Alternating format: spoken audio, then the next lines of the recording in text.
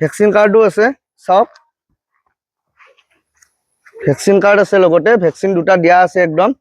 নমস্কাৰ আজি মোৰ লগত আছে চাব পাৰে এই দুটা জাৰ্মান শেফাৰ্ড মিডিয়াম কোটৰ মেল ফিমেল আছে এইটো ফিমেল হয় আৰু এইটো মেল হয় ফুল হেভি কোৱালিটিত আছে বয়স হৈছে আহাৰ 2 মাহ 19 দিন হৈছে বয়সটো আৰু ভ্যাকসিনো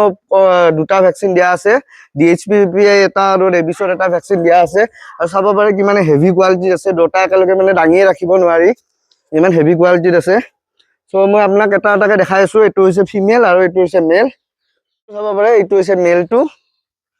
আৰু লগতে এটা কথা কৈ দিওঁ সৰু পৰা মানে কুকুৰ পুহিবলৈ বিৰাট দিগদাৰ হয় সৰু পাপিবোৰ ৰাখিবলৈ কিন্তু এনেকুৱা পাপি যদি লয় একো মানে দিগদাৰেই নাপায় ভ্যাকসিনো দুটা দিয়া আছে আৰু একো প্ৰবলেমে নাপায় মানে চাব পাৰে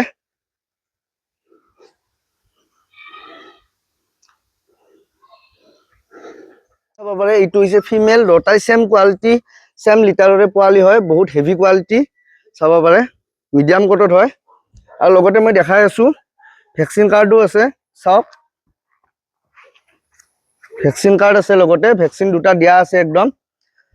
ডিএইচপিপি এটা দিয়া আছে আৰু লগতে এটা ৰেবিছৰ ভ্যাকসিন কমপ্লিট হৈছে গতিকে যদি কাৰোবাক লাগে মোক কন্টাক্ট কৰিব পাৰে মোৰ স্ক্ৰিনত মই ভিডিওটোৰ তলত নাম্বাৰটো দিয়ে থৈ দিম আৰু লগতে মোৰ লগত আৰু কি ব্ৰিড अवेलेबल আছে মই দেখাই আছো ভিডিওটোত এইটো চাব পাৰে এইটো হৈছে ব্ল্যাক ফুল জেড ব্ল্যাকত আছে এইটো অল ফিমেল এইটো কিন্তু মিডিয়াম কোটত নাই এইটো ফুল ডাবল কোটত আছে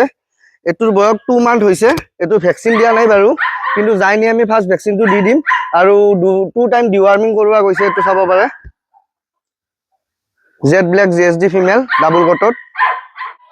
আৰু এইটো চাব পাৰে এইটো আছে মোৰ লগত লেবৰ মেল পাপি হয় এটো হেভি কোৱালিটিত আছে চাব পাৰে আৰু আইস টু ব্লু হয় ইয়াৰ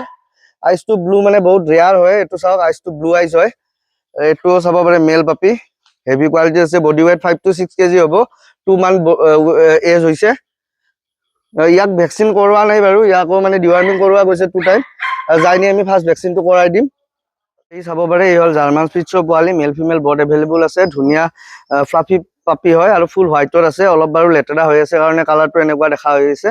গতিকে আজিলৈ ইমানখিনি আছিল ভিডিওটো শেষলৈকে চাই থকাৰ বাবে ধন্যবাদ